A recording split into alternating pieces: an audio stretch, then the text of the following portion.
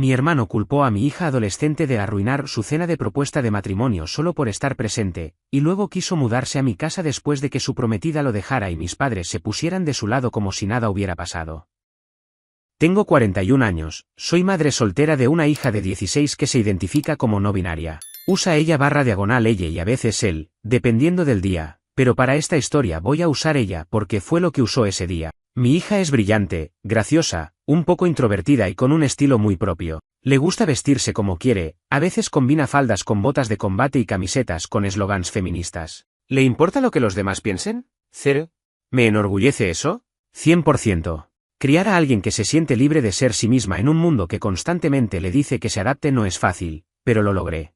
O al menos lo estoy intentando. Mi hermano menor, el Golden Boy de la familia, tiene 36. Siempre fue el que lo hizo bien, buen colegio, trabajo en finanzas, coche caro, novia perfecta. No es mala persona, pero tiene esa energía de tipo que cree que todo el mundo debe encajar en su molde. Nunca ha hecho el menor esfuerzo por conocer de verdad a mi hija, más allá de preguntarme un par de veces si todavía sigue con esa cosa del género. Siempre lo ignoré, porque era más fácil que entrar en una pelea con alguien tan centrado en sí mismo. El tema es que hace unos meses mi hermano me llamó todo entusiasmado porque iba a proponerle matrimonio a su novia en una cena muy especial en un restaurante en San Diego, donde ella vive. Quería que la familia cercana estuviera presente, así que me invitó a mí y a mi hija.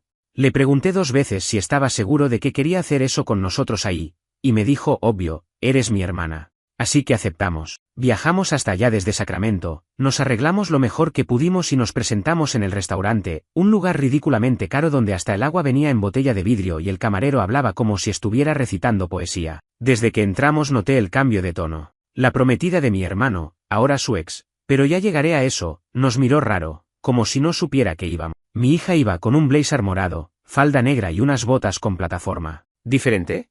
Sí. ¿Inapropiado? Para nada. Pero pude sentir el juicio en el aire. Las otras personas en la mesa, ella trajo a sus papás y una amiga, eran todas muy homogéneas. Cabello liso, ropa beige, sonrisas que no llegaban a los ojos. Nadie le habló a mi hija en los primeros 10 minutos. Durante la cena, la tensión era obvia. La comida era buena, pero el ambiente, una mierda. Mi hija se quedó callada, se notaba incómoda, así que intenté incluirla en la conversación, hacerla sentir parte. Y ahí es donde todo se fue a la mierda. Justo después del postre, cuando mi hermano se puso de pie para hacer su discursito de propuesta, su novia lo interrumpió. No con un sí. Con un podemos hablar afuera. Se fueron al patio del restaurante por como 20 minutos. Nadie sabía qué hacer. Luego ella volvió sola, agarró su bolso y dijo que esto no era lo que esperaba. Mi hermano regresó con cara de muerto, sin anillo, sin prometida, y nos pidió que no hiciéramos un escándalo. En el Uber de regreso al hotel, mi hija me preguntó si había sido culpa suya. Y eso me rompió por dentro. Le dije que no, que si alguien no puede manejar la presencia de una adolescente siendo ella misma, el problema no es ella. Pensé que eso sería el fin del drama. Spoiler, no lo fue. Al día siguiente, mi hermano me mandó un mensaje larguísimo, ni siquiera me llamó, diciendo que mi hija arruinó un momento clave de su vida porque su apariencia y energía hicieron que la familia de su prometida se sintiera incómoda, que debería haber sabido que una ocasión así requería gente que encajara. Literalmente usó esas palabras. Le respondí con un simple, no me vuelvas a escribir si eso es lo que piensas de mi hija. Bloqueé su número. Me dolió. Me dolió más por ella que por mí. Al volver a casa, mi hija no dijo nada en todo el vuelo. Al llegar, me dio un abrazo y me dijo, gracias por no hacerme sentir mal. Yo me fui al baño a llorar. Pasaron casi 6 meses sin saber de él. Hasta que esta semana apareció en mi puerta. Con una maleta. Con cara de me rompieron el corazón. Al parecer su prometida lo dejó oficialmente, y como mis padres están de viaje por Europa, lo sabían y no me dijeron nada, se le ocurrió que era buena idea venir a mi casa. Sin aviso. Ni una llamada. Solo él, con su maleta, en la puerta, pidiéndome quedarse un par de días. Me reí. No pude evitarlo. Fue esa risa nerviosa de esto está pasando de verdad. Y ahí fue cuando me dijo, sin el más mínimo filtro, sé que lo que dije fue duro, pero estaba dolido. Ahora que lo pienso, tu hija no tenía por qué estar en una cena tan importante si iba a distraer a la gente, como si todavía pensara que tenía razón, como si viniera a quedarse en mi casa y al mismo tiempo siguiera culpando a mi hija de que su relación se fuera al carajo. Lo mandé al carajo. Cerré la puerta. Él se quedó parado como un idiota por un rato. Luego se fue. No pasaron ni 24 horas desde que mi hermano se apareció en mi casa con su maleta como si nada, y ya tenía a mis padres en la línea. Obviamente con un número desconocido, porque yo los había bloqueado hace meses. No fue una llamada, fue un mensaje de voz, uno de esos que te hacen apretar la mandíbula mientras lo escuchas porque te estás conteniendo para no lanzar el teléfono contra la pared. Mi madre, en su mejor voz pasivo-agresiva, decía algo como, nos enteramos de lo que pasó, y creemos que deberías haber sido más compasiva. Tu hermano está pasando por un momento muy difícil y necesita apoyo familiar, no una puerta cerrada en la cara. Como si fuera una película donde el tipo se redime después de haber sido un imbécil, y yo tengo que abrazarlo bajo la lluvia mientras una música emotiva suena de fondo. Spoiler, no. Ese mismo día, me llegó un correo. Sí, un correo electrónico, de mi padre. Ese hombre que nunca manda mails a nadie que no sea su contador, ahora escribiéndome como si fuera el terapeuta familiar de emergencia. Un texto largo, lleno de frases como sabemos que todos cometemos errores y la familia es lo más importante, sobre todo en los momentos oscuros. Se notaba que era una carta pensada más para limpiar la imagen de mi hermano que para pedir disculpas sinceras. En ningún momento mencionaban a mi hija. Ni una sola vez. Como si no existiera. Como si su dolor fuera tan insignificante que ni valía la pena incluirlo. Y ahí fue cuando me di cuenta de algo que venía flotando en el fondo de mi mente hace años. Mis padres siempre tuvieron un doble estándar cuando se trataba de mi hija. Desde que salió del closet con su identidad de género, noté ese cambio sutil, o no tan sutil, en cómo la trataban. Ya no le mandaban regalos personalizados en Navidad como hacían antes. Ahora era una tarjeta para las dos, genérica, sin nombre. En las videollamadas familiares, le preguntaban menos cosas. Le decían nene por confusión más veces de las que puedo contar. Siempre con esa excusa de Guy, es que estamos grandes, cuesta acostumbrarse. Pero para cosas que les convenía recordar, ahí no fallaban nunca. Como el nombre del mejor amigo de mi hermano o la fecha de aniversario de los padres de su ex. Qué curioso. Después del incidente de la cena propuesta arruinada, lo único que esperaba era que se callaran. Que si no tenían nada útil o empático para decir, se mantuvieran lejos. Pero no.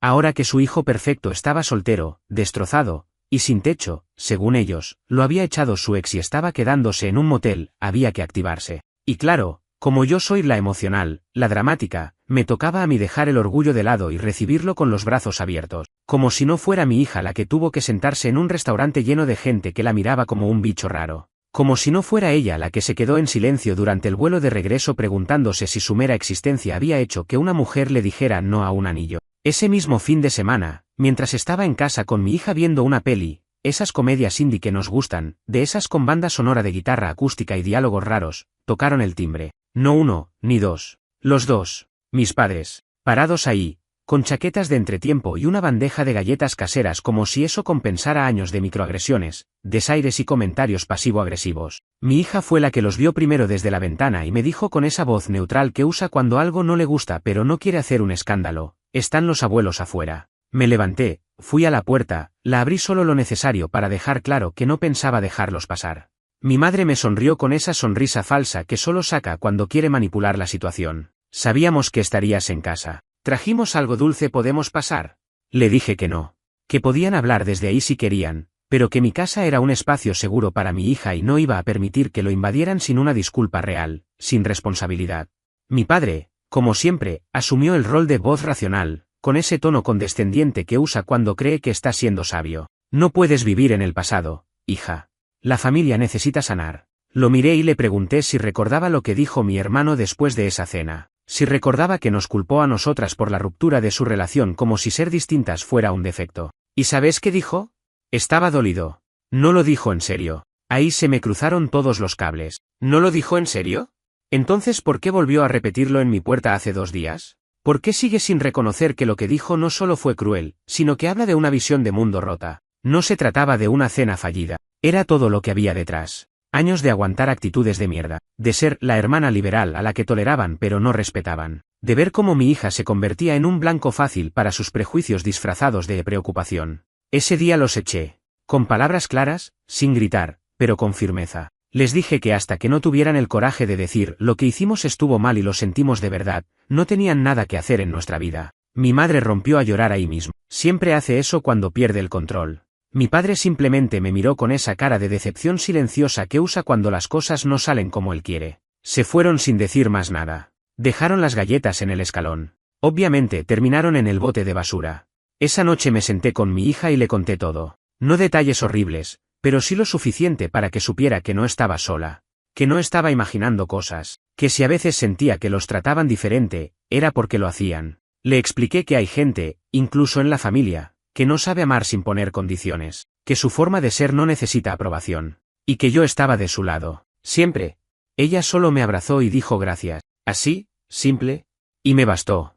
Pensé que después de mandar a mis padres de vuelta a su mundo de negación emocional, tendría al menos una semana de respiro, pero no. Porque cuando tu familia decide que vos sos el obstáculo para que todo vuelva a la falsa normalidad que quieren, no descansan. Así que, claro, a la mañana siguiente, mientras estaba trabajando desde casa, porque tengo esa suerte de hacer home office algunos días, recibo un correo. Pero esta vez no era de mis padres, era de mi hermano. Un correo con asunto podemos hablar como adultos, sin signos de exclamación, sin emojis, sin nada. Solo eso. Lo abrí por pura curiosidad. Porque sí, estaba bloqueado por teléfono, por WhatsApp, por todo lo que se pudiera bloquear, pero claro, el email es un agujero que a veces se olvida cerrar. El mensaje era una mezcla rara entre manipulación emocional, gaslighting disfrazado de reconciliación y excusas de adolescente atrapado mintiendo. Empezaba con un clásico: no quise que las cosas se pusieran así, como si lo que pasó fuera un simple malentendido y no una cadena de decisiones activamente crueles. Luego seguía con una especie de justificación, que su exprometida venía de una familia muy conservadora, que él solo quería que todo saliera perfecto, que estaba bajo mucha presión, y que si en algún momento dijo cosas hirientes, así, sin especificar cuáles, lo lamentaba, que echaba de menos a su hermana y que estaba dispuesto a hacer las paces. Pero la parte que me hizo casi reventar el teclado fue una frase escondida en medio de todo ese párrafo denso. Además, pensé que no era tanto problema, porque tu hija está acostumbrada a que la miren raro. ¿Perdón? Me quedé mirando la pantalla como si las letras fueran a reordenarse y volverse otra cosa. Como si mi cerebro no pudiera aceptar que ese nivel de cinismo venía de alguien que alguna vez llevó a mi hija en brazos cuando era bebé, que le compró un peluche cuando cumplió 3 años, como si esas memorias hubieran sido reemplazadas por una versión de él que solo ve a mi hija como una carga social. Borré el mail sin responder. Y ahí mismo fui a crear un filtro automático: cualquier correo que venga de su dirección se va directamente a la papelera. Porque a estas alturas, ni vale la pena seguir esperando un cambio. Mi hija merece más que una disculpa tibia en un párrafo lleno de excusas. Y yo también. Esa semana intenté enfocarme en lo mío. Mi trabajo, mi casa, mi hija. Pero la verdad es que la tensión se siente. No se necesita una conversación directa para que la carga emocional te carcoma por dentro. Mi hija estaba más callada que de costumbre. Jugaba con el mismo cuaderno de dibujo por horas sin terminar ni una página. En la cena apenas comía. Le pregunté si todo estaba bien, y solo me dijo: estoy cansada. Y yo también lo estaba. Cansada de tener que protegerla de una familia que debería querer lo mismo que yo. Y como si todo eso no fuera suficiente, el viernes por la noche, mi vecina me toca la puerta. Ella es una señora mayor, bastante amable, vive en la casa de al lado desde hace años. Me dice que, por si no me enteré, vino un hombre a buscarte el miércoles. Le pregunté cómo era, y me lo describió: alto, cabello corto, barba de 3 días. Mi hermano. Le había preguntado si yo vivía ahí. No dejó mensaje. Solo se fue cuando ella le dijo que no tenía idea si yo estaba o no. Le agradecí, cerré la puerta y fui directo a revisar las cámaras del timbre. Ahí estaba, él, con cara de niño regañado, parado frente a mi casa por al menos 5 minutos, mirando la puerta como si estuviera dudando en tocar. No lo hizo. ¿Se fue? Ese mismo fin de semana, mis padres volvieron a hacer su numerito. Esta vez no fueron ellos directamente, fue una tía lejana. Una de esas que solo aparece en Navidad o cuando hay drama familiar que alimentar. Me mandó un mensaje largo por Facebook, que todavía tenía activa porque la uso para seguir un grupo de recetas. Sí, lo sé. Su mensaje era un resumen clásico del manual de pacificar a la madre leona: que la familia es importante, que todos cometemos errores, que ella siempre me admiró por ser fuerte, pero, y ese pero en mayúsculas, ¿no crees que estás exagerando un poco? No, tía.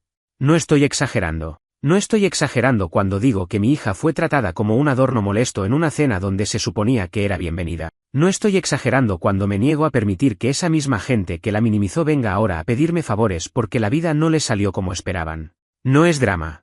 No es rencor.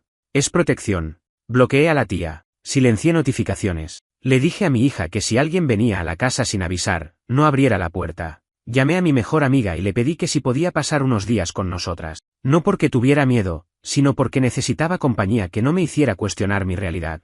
¿Y vino? Con vino tinto, con comida china, con series malas para ver toda la noche. Mi hija se rió por primera vez en semanas. Se rió de verdad. Y yo me aferré a ese momento como un salvavidas. No esperaba nada más de parte de mi hermano después de todo lo que pasó. Había bloqueado sus intentos de contacto por todos los canales digitales posibles, le dejé en claro a mis padres que no eran bienvenidos sin una disculpa real, y hasta había reforzado con mi hija que nuestra casa era un espacio seguro donde nadie iba a entrar si no nos respetaba. Pensé que, finalmente, se habían cansado. Que después de tantos rechazos, se rendirían y desaparecerían por un buen tiempo. Pero no. Porque siempre hay un último acto, ¿no?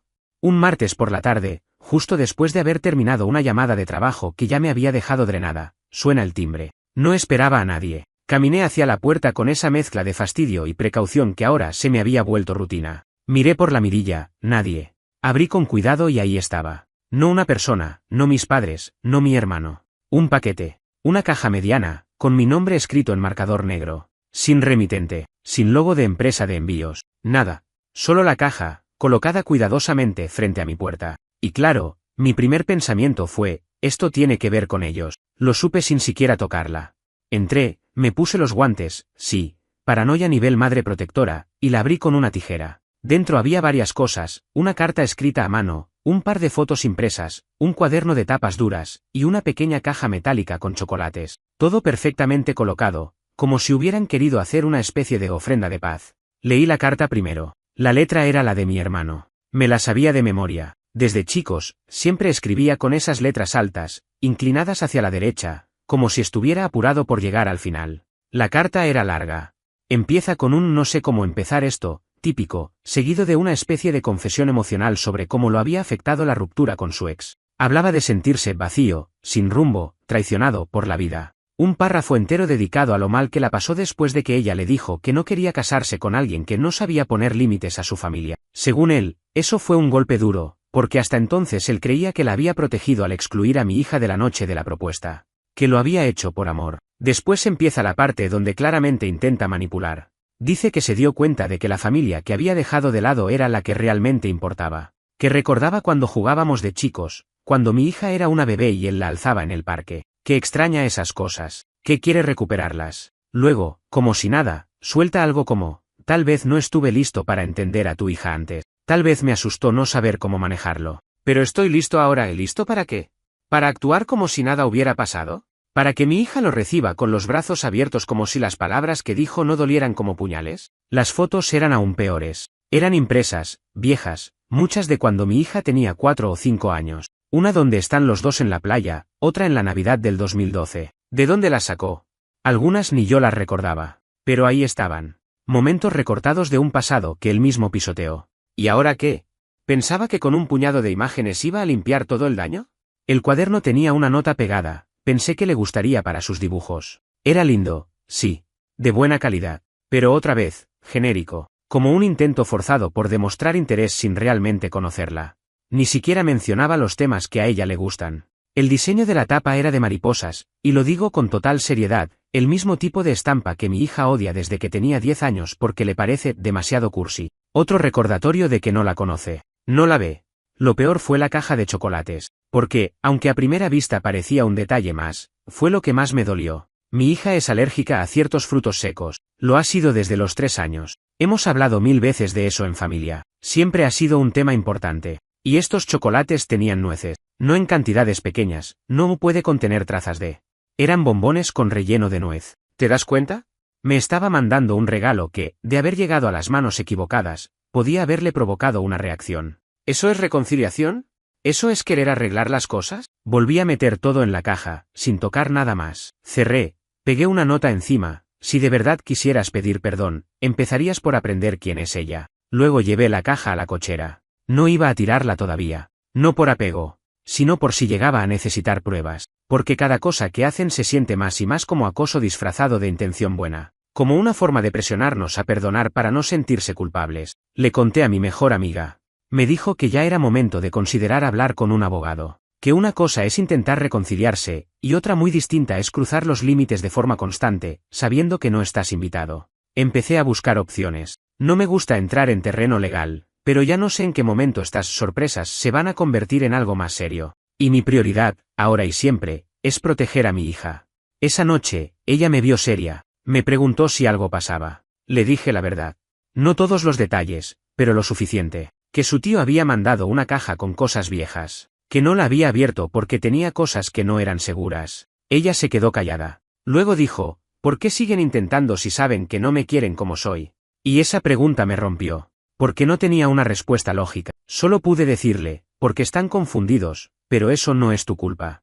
La llamada vino un miércoles por la tarde, justo cuando pensé que, después del paquete, las cosas se calmarían. Fue una de esas tardes raras donde todo se alinea para darte un respiro. Mi hija estaba en casa de una amiga, yo había terminado mis pendientes del trabajo antes de tiempo, y tenía una taza de café caliente entre las manos, con la esperanza de ver un episodio de alguna serie sin interrupciones. Pero no.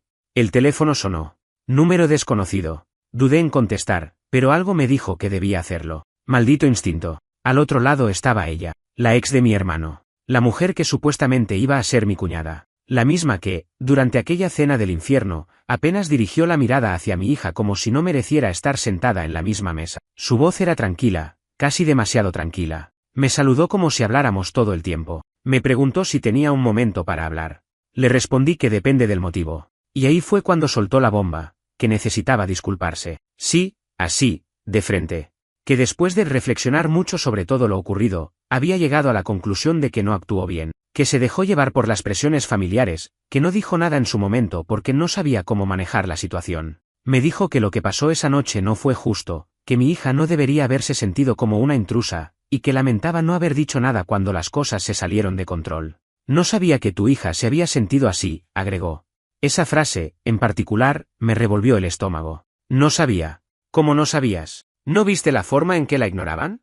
¿No viste su cara en la mesa, como miraba al plato sin decir nada? No hacía falta tener un doctorado en empatía para darse cuenta. Le dije eso. Le dije, palabra por palabra, no necesitaba saber. Bastaba con ver.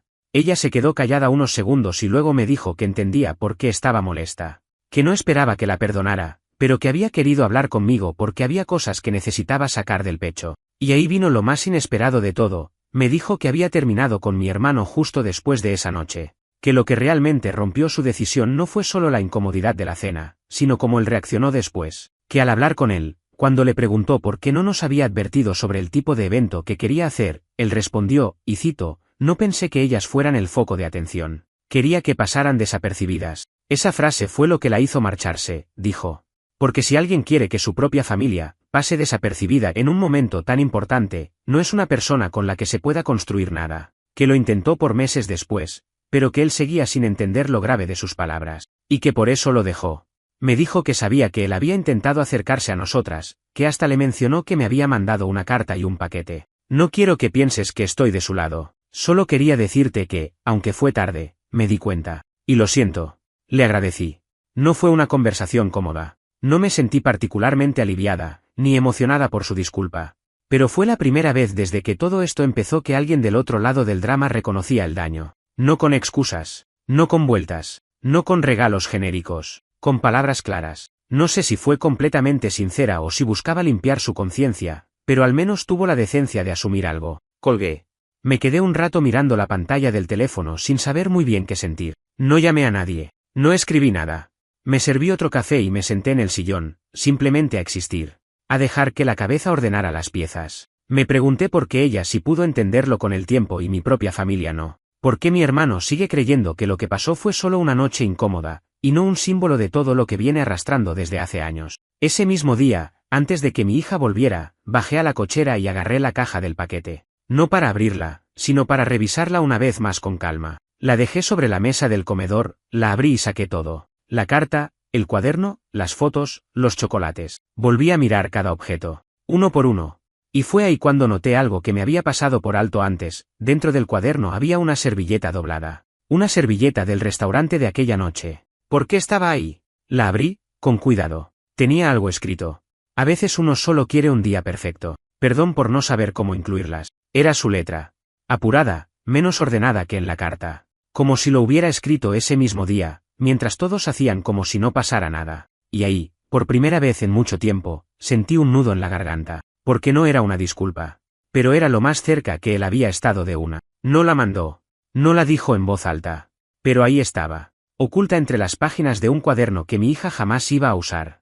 No sé si fue cobardía o arrepentimiento. Pero ahí estaba. No lloré. Pero me quedé en silencio. mirando esa servilleta como si pudiera responderme las preguntas que no tienen respuesta. Luego la guardé en una bolsa con cierre y la volví a dejar en la caja. No porque signifique algo para mí, sino porque, si algún día mi hija me pregunta si su tío alguna vez intentó arreglar las cosas, quiero mostrarle que al menos hubo un intento, por mínimo que fuera. Esa noche, hicimos algo que no hacíamos hace tiempo. Salimos a caminar. Solo ella y yo.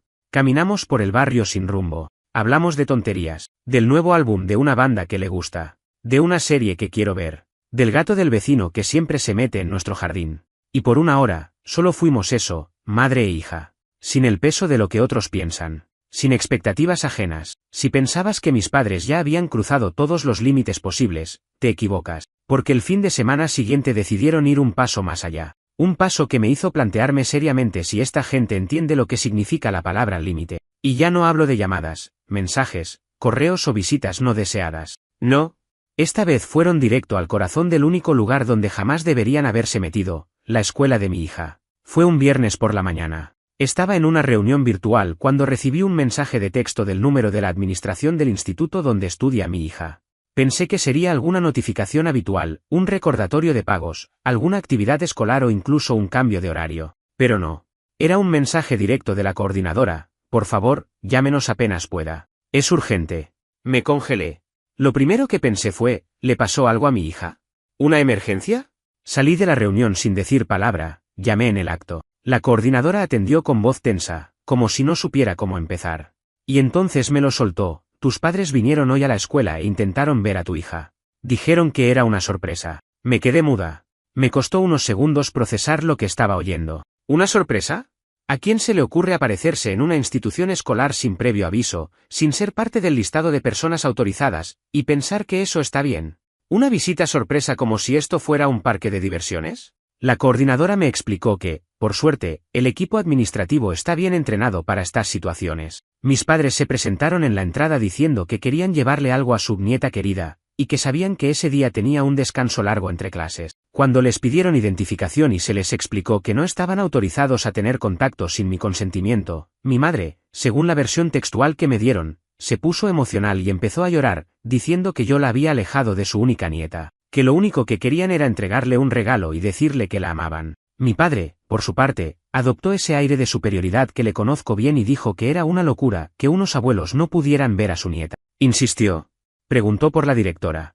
Pidió hablar con alguien con sentido común. La recepción, por fortuna, mantuvo la calma y les dijo que, de no retirarse voluntariamente, se llamaría a la policía. En ese momento, decidieron irse, no sin antes, claro, dejar una bolsa. Una maldita bolsa de regalo, sellada, con una tarjeta pegada al frente que decía el nombre de mi hija.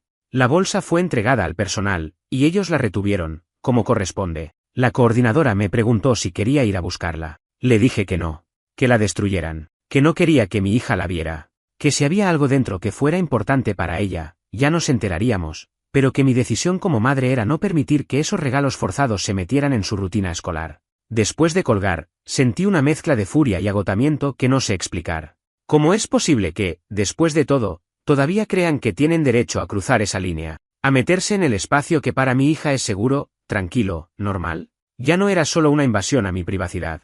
Era un asalto directo al bienestar emocional de una adolescente que solo quiere ir a clases como cualquier otra chica. No sabía cómo decirle, si debía decirle. Tenía miedo de que pensara que la iban a buscar.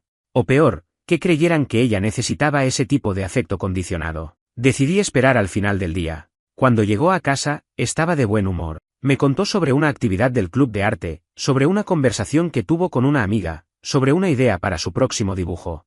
La escuché y solo pensaba en cómo algo tan frágil como ese estado de ánimo podía romperse si yo no manejaba esto con cuidado. Así que fui honesta. Se lo dije con calma. Que sus abuelos fueron al colegio, que intentaron verla, que el equipo actuó como debía y no los dejaron entrar.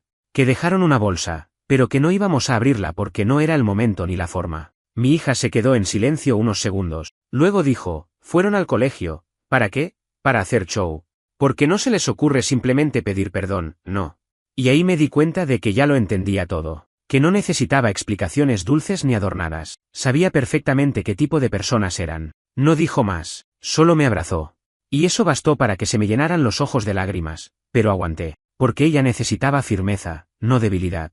Ese fin de semana redacté una carta formal al colegio. Les pedí que incluyeran a mis padres en la lista negra de personas no autorizadas, que bajo ninguna circunstancia debían permitir contacto, entrega de objetos o mensajes dirigidos a mi hija.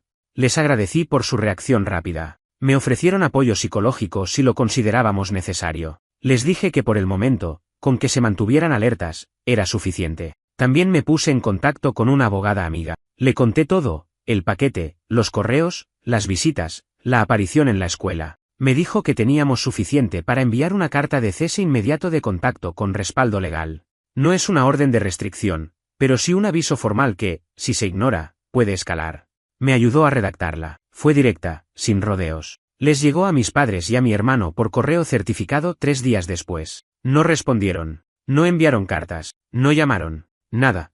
El silencio, por primera vez, se sintió como un alivio. Mi hija, por su parte, empezó a dormir mejor. Ya no tenía miedo de que alguien apareciera de golpe. Yo también. Aunque confieso que todavía tengo pesadillas de vez en cuando, donde todo se repite, la cena, los comentarios, las miradas. Pero me despierto, la escucho respirar desde su cuarto, y recuerdo por qué hice todo esto. El día que reapareció mi hermano fue uno de esos en que todo parece tranquilo y de repente, sin previo aviso, el pasado se materializa en tu puerta como si nunca lo hubieras echado. Era sábado por la mañana, hacía calor, y yo acababa de poner una tanda de ropa en la lavadora. La casa olía a jabón y café recién hecho. Mi hija estaba en su cuarto, escuchando música y dibujando con sus auriculares puestos. Y yo, por primera vez en semanas, estaba respirando sin esa sensación de estar esperando el próximo golpe. Hasta que sonó el timbre, y mi estómago se apretó. No esperaba a nadie. Ninguna entrega. Ningún amigo. Nadie había avisado. Me acerqué a la puerta con cautela, y como ya es costumbre, miré por la mirilla antes de abrir. Y ahí estaba él, mi hermano, solo, parado con las manos en los bolsillos y una expresión que no supe descifrar al principio, una mezcla de derrota, cansancio y algo que, quizás, podría haber sido arrepentimiento. O tal vez solo era actuación. Ya no lo sé. No abrí de inmediato. Me quedé mirando, dudando. No quería repetir la escena de la última vez. No quería una discusión en la puerta, pero tampoco quería que mi hija lo escuchara y pensara que algo iba a cambiar. Entonces, abrí. Solo un poco. Lo suficiente para que él supiera que no me iba a esconder, pero también que no era bienvenido. ¿Qué haces acá? Le pregunté, sin rodeos. No vine a discutir. Solo quería hablar, me dijo, en voz baja. Ya lo hiciste por carta. Por mail. Por paquete. ¿Qué más te queda? Se quedó callado unos segundos. Luego sacó algo del bolsillo. Era un sobre. Lo levantó como si fuera una prueba de algo importante. No es dinero. No es una disculpa genérica. Es solo algo que quiero que leas. Después me voy. Le pedí que lo dejara en el buzón. Que no iba a agarrarlo de su mano. ¿Lo hizo? Lo dejó ahí, bajó los escalones del porche y caminó hasta su coche sin decir más. Ni miró hacia atrás. Solo se fue. Yo no agarré el sobre de inmediato. Esperé. Terminé lo que estaba haciendo. Me aseguré de que mi hija no hubiera escuchado nada. Recién después, cuando estuve sola en el comedor, lo abrí. Dentro había una carta, escrita a mano. Pero esta vez no era la típica carta que él solía escribir. No estaba llena de excusas ni de frases adornadas para justificar lo injustificable. Era cruda, directa, dolorosa. Me habló de cómo creció creyendo que tenía que ser perfecto, que nunca aprendió a lidiar con lo que no entendía, y que en lugar de hacer el esfuerzo por aprender, eligió rechazar. Que vio en mi hija una amenaza a su forma de vida sin siquiera darse cuenta de que era una niña. Que se dejó llevar por el miedo a lo que pensaran los demás. Que pensó que ser aceptado socialmente era más importante que ser un buen hermano. Un buen tío. Y luego escribió algo que me descolocó por completo. Cuando la miré esa noche en la cena, no vi a mi sobrina. Vi a alguien que podía hacerme quedar mal frente a la familia de mi novia. Y eso me asustó. Porque no debería haberme importado tanto lo que pensaran. Pero me importó. Y en ese momento, decidí proteger mi imagen antes que a ustedes. Esa frase fue como un puñetazo. Porque era verdad. Porque no estaba disfrazándola. Porque era lo que siempre supe, pero nunca había oído de su boca. La carta seguía. Hablaba de su ruptura. De cómo su ex le dejó claro que su falta de empatía no era solo conmigo. Que ella había visto en él algo roto, algo egoísta, algo que no quería en su vida. Que le dolió, pero que entendía por qué. Dijo que había estado en terapia. Que llevaba unos meses intentando entender por qué era como era. Que no me pedía que lo perdonara. Que sabía que no lo merecía. Que no esperaba volver a entrar en nuestra vida, pero que necesitaba dejar por escrito que se arrepentía. Y terminaba con una frase corta, decile a ella que no tiene que perdonarme, pero que no es su culpa. Lo leí 2 veces, 3, Lo dejé sobre la mesa y salí al patio. Me senté bajo el toldo, mirando al cielo, preguntándome si era real, si finalmente había entendido, o si solo era una nueva forma de limpiarse la culpa. No sabía qué hacer con eso. Parte de mí quería rasgar esa hoja en 1000 pedazos y tirarla al viento. Parte de mí quería mostrarla, guardarla, quizás leerla más adelante, quizás quemarla. No lo sé. No se la mostré a mi hija. No aún. Esa noche dormí mal. Soñé con la cena, con los rostros fríos, con mi hija sola entre adultos que no la querían allí. Soñé que me quedaba muda, que no podía hablar para defenderla. Me desperté sudando, con el corazón en la garganta. Al día siguiente, no pasó nada extraño. Ni llamadas, ni correos, ni sobres. Pero algo me decía que no era el final. Que cuando alguien empieza a aceptar sus errores, a veces no sabe cuándo parar. O cómo arreglar las cosas sin dañar más. Tenía miedo de que lo siguiente no fuera una carta. Ni un sobre. Era domingo. Habían pasado unos días desde la carta que dejó mi hermano. No habíamos vuelto a saber de él. Ni una llamada. Ni un correo. Nada. Por primera vez en mucho tiempo, sentí algo parecido a calma. No confianza, no alivio completo, pero sí una especie de pausa. Como si el ruido se hubiera detenido. Tal vez, pensé, se había rendido. Tal vez por fin entendió que algunas cosas no se arreglan con cartas ni palabras escritas en tinta. Ese día salimos a caminar, como hacíamos cuando queríamos desconectarnos. No era lejos, solo unas cuadras alrededor del barrio. A mi hija le gusta pasar por un parque donde hay una estructura de madera vieja que parece sacada de una película indie. A veces se sube ahí, aunque ya le queda chica. Dice que le gusta mirar desde arriba, ver todo desde otra perspectiva. Yo me siento en una banca y la dejo estar. Es su espacio. Pero esa vez, mientras caminábamos por la acera que bordea el parque, mi hija se detuvo de golpe. «Es él», dijo en voz baja. No entendí al principio. La miré. Seguía mirando fijo hacia el frente. Seguí su mirada. Y ahí estaba. Mi hermano. Sentado solo, en una banca al otro lado del parque, con la cabeza gacha y las manos entrelazadas. No nos había visto. No aún. Vestía simple, como si no quisiera llamar la atención. Pero era él. No había duda. Mi corazón empezó a latir más rápido. Mi instinto fue rodearla, protegerla. No sabía si acercarme, si dar media vuelta, si decirle algo. Pero ella me habló antes. ¿Por qué está acá? No lo sé, le dije, sincera. No debería estar. ¿Lo sabías? No. No tenía idea. Se quedó en silencio unos segundos, y después preguntó algo que me rompió. ¿Vino a buscarme?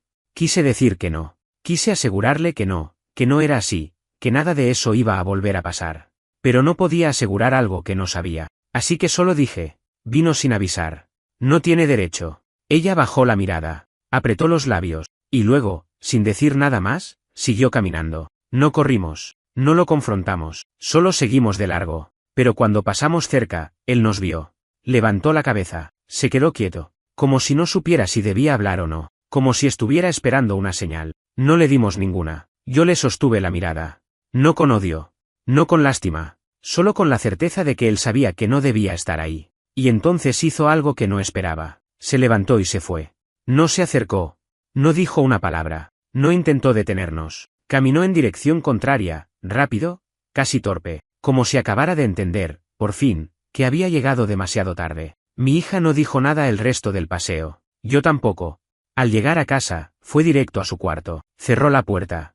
Estuvo ahí por un rato largo. Luego salió, se sentó a mi lado en el sofá y me apoyó la cabeza en el hombro. No pidió explicaciones. No hizo preguntas. Solo se quedó ahí. Y yo entendí todo sin que dijera una palabra. Esa noche, mientras ella dormía, me senté con el cuaderno donde guardo algunas notas personales. No soy de escribir diario, pero a veces lo hago para soltar lo que no quiero cargar. Escribí lo que pasó.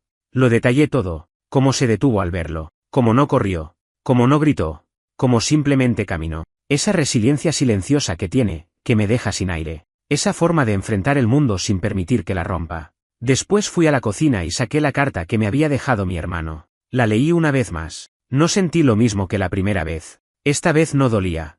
Esta vez era solo papel. La rompí. No por rabia. No por castigo. La rompí porque ya no la necesitaba. Porque sus palabras no podían arreglar nada que no hubiera querido arreglar cuando todavía tenía tiempo. Porque ya no era su historia. Era la nuestra. Guardé los pedazos en una bolsa, los tiré. Cerré la puerta. Fui al cuarto de mi hija. Dormía tranquila, respiración lenta. La miré unos minutos. Me prometí algo, nunca más dejar que alguien, por muy familia que sea, entre en nuestras vidas si no viene con respeto verdadero. No por obligación. No por culpa. No por vacío, solo por amor real. Desde ese día no volvimos a ver a mi hermano. Mis padres tampoco han vuelto a intentar nada. No sé si fue la carta de la abogada, si fue el miedo a consecuencias legales, o si finalmente entendieron que ya no hay vuelta atrás. Que no pueden decidir cuándo somos familia y cuándo no. Que no se puede desinvitar a alguien de su propia historia y luego pretender que regrese como si nada. Mi hija ha vuelto a ser ella misma. Poco a poco. Más risas, más dibujos, más música. Sigue preguntando poco. Pero cuando lo hace, es claro. Conciso. El otro día me dijo, ¿crees que alguna vez van a cambiar? Le dije la verdad. No lo sé. Pero si lo hacen, será por ellos, no por nosotras. Y me sonrió. Eso es todo. No hay final perfecto. No hay reconciliación de película. Solo esto, una madre y su hija, sobreviviendo a la decepción, cuidándose mutuamente, reconstruyendo con los pedazos que otros intentaron romper.